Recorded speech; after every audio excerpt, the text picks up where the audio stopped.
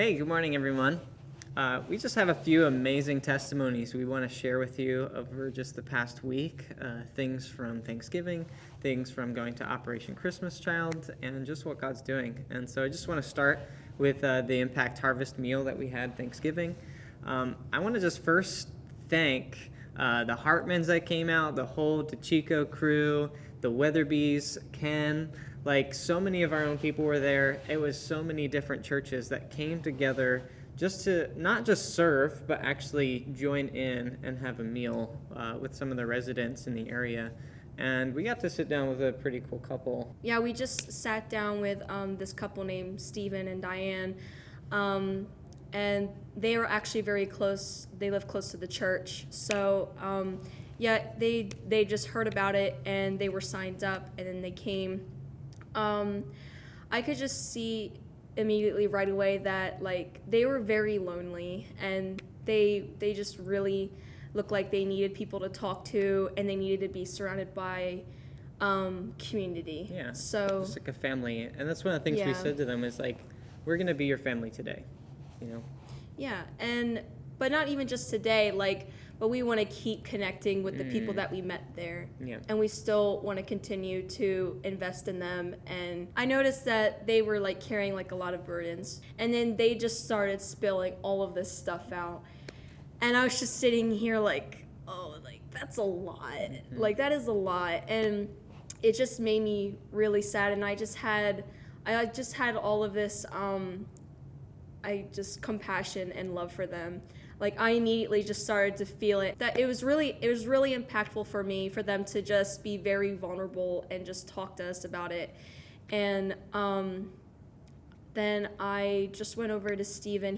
He looked like he was just very distraught and just looked just very emotional, and just looked like he just like needed somebody like to just be there. And so then I just sat down with him and I was like, hey, like, can I pray for you? Is there anything that you need prayer for? Immediately when I started praying, he just started crying. And And then you started crying. And then I started crying. And I just prayed, I just prayed blessing over him, just like praying that he doesn't have to like shoulder everything on his own, that he can give his burdens to God, and that he can trust in God, that he would know that God is not done with him, that he is still loved, he is still valued, that he is, that we everybody that is here sees him and loves him, and that he he matters basically, because I just felt like that he didn't matter, and like he really just needed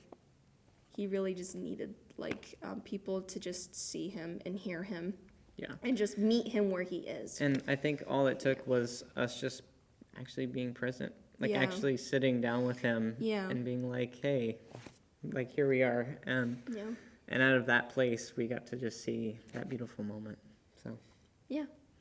So we have some other stories. Here's what happened on Saturday with Operation Christmas Child. So when me, Law, and Luke were packing the boxes and kind of just shipping them down the conveyor belt and stacking them up and doing all that stuff, we were getting compliments from other workers there, and it was pretty cool. And when we went on break, like there was a huge buildup on the boxes, and it was getting super packed up without us.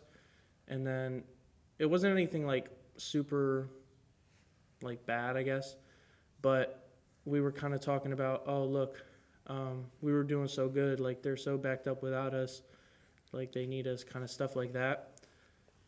And then when I got up after our break, and we started working, I just got this thought saying, that's your reward, meaning like all the compliments we were getting from other people was our reward for doing what we did.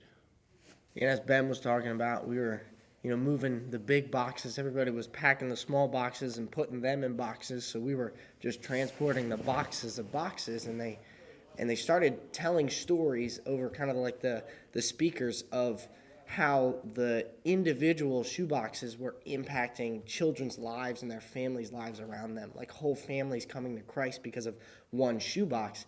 And I'm looking around, and we are moving hundreds of boxes filled with 18 to 20 shoe boxes, and those shoe boxes are changing lives. So I look and see at the end of the warehouse all of these boxes of boxes we had just transported over and over again, and how much impact was actually going to happen through this organization was incredible. And I was so glad to be a part of it. Even though we were only moving them 300 feet, that 300 feet was getting it closer to blessing a child and blessing the families around them. And I mean, we moved so many boxes. So it was just really cool to see.